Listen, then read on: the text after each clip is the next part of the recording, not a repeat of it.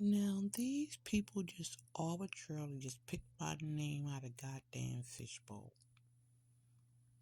There's nowhere in the world me and Edward Swanton should know each other. I've never been to Windrush Behavioral ever. Ever. Now, Edward Swanton, MD, lied on my Medicare, putting all them business up there because he's laundering money. That's the only reason I can think about it. But he's not on my medical record.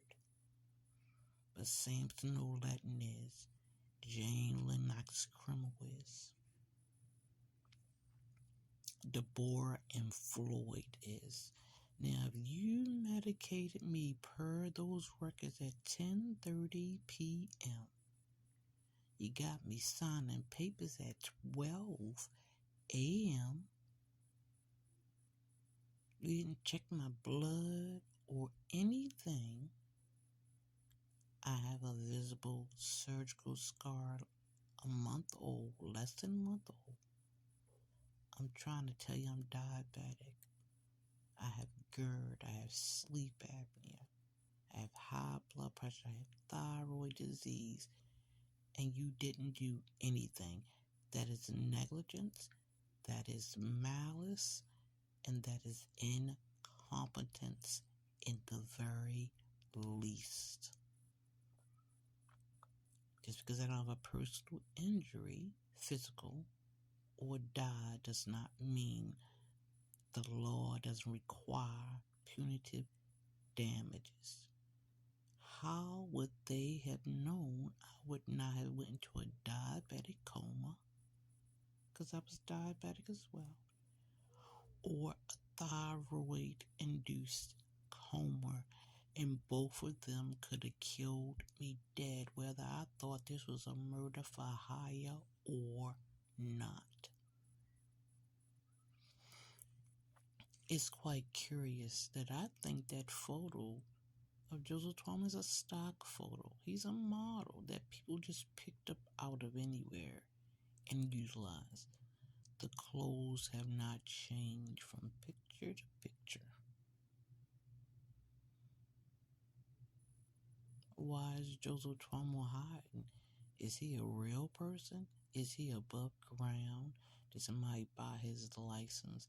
Do they do this often? Because Joseph Twombly also put a business on my Medicare, but he's not even on my medical records, even though it says he works at St. Agnes.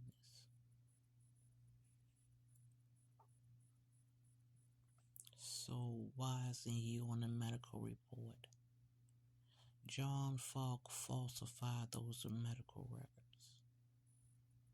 He said he took blood. He didn't get it from the lab, but he should have. He took it down in that room, emergency quote unquote room. That's what it said. So why there's no record of it? I peed in a cup. There's a record of that. It came back 2 days later. If I'd have died, it wouldn't have mattered.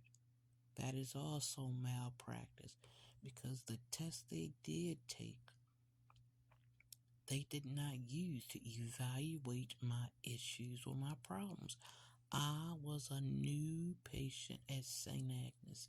When you come through the door, a new patient gets a blood test, a urine. That's just general. That's SOP.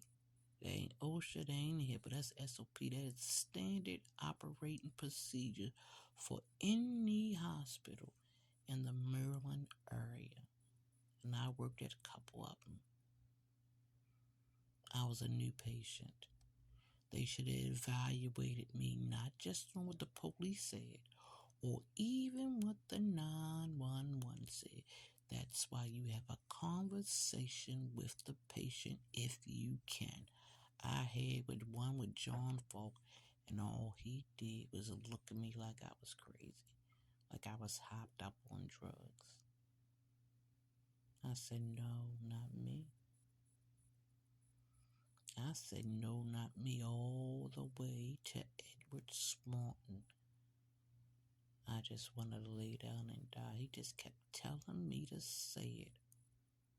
I said, no, not me. I said, I don't care how high you get me. Care how many times you stick me with that needle or put that mask over my face and try to harm me. No, not me. You want to take me around all these men and victimize me? I still said, nope, not me. No, not me. But I thought that Jane made me say that. And I said that in March or April of 2022 until I got that Medicare. And I realized, how are you going to build my Medicare but not be on my medical record? Who are you to take my money and then take my life? I had all those illnesses. And what the crazy part is, I had a visible wound and you didn't even check for that.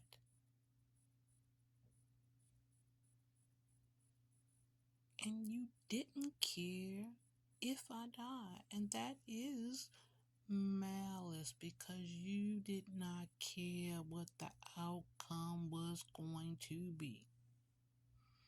You didn't care what would happen unless you knew beforehand that I had thyroid removal surgery. How did you know that? You didn't. At least you're not supposed to, because I told you. You asked me, did I have any drugs in my system? Just the marijuana. I have medical, legal marijuana. I don't do no other drugs. I never have. So if you ever find my symptom inside my body, Edward Swanton and his Goonies. I don't do no fucking drugs. I don't do a lot of things, but I'm cool with that because I'm 53 years old. And you are not going to intimidate me or scare me. Like I said, I don't have no problem with no gangs. They every fucking where. I keep it fucking moving. But when you try to kill me without provocation, I ain't do shit to none of your gang. I didn't even do shit to Marianne. She thought I was. And she jumped first. But I'm going to tell you this. She was lying about me before she even saw me. Her finally getting to see me after all these years made it the more better. When I think about all the interactions we had and I didn't realize who she was, I realized she got madder and madder because then one day she just stopped talking to me and I forgot I still didn't know who she was. So I just left her alone. I said, well, the bitch is mad. Then I remember who she was and she was mad because I didn't remember her. The hell am I going to remember her for? The trial was like 3-4 years ago. I don't know. What am I remember that for? I had a life. That narcissist I was with might have been cheating on with every Bob and Sue and Steve, more Steves and Davids and Keishas and Octavias. But I still had a life. I was sick as a dog. Already was kicking my ass. What I was gonna remember y'all for? Ooh. Y'all didn't matter to me. But I mattered to Marianne. She made a point of pushing me towards Bathsheba and them girls. And I noticed that, so I was kind of thinking she was creepy anyway. Never knew it was the creepy Marianne boy from the damn trial. If I had known it was her, I stayed. I would never move there. She creeped me out during the damn trial. Always staring at me and shit. Anyway, the thought of this is, hate is just hate. You ain't gotta do a goddamn thing for somebody to hate you. You could be your own pleasant self and people will hate you any goddamn way. Look at my whole face. Yeah. Who the hell knows? Where is Joseph Cuomo?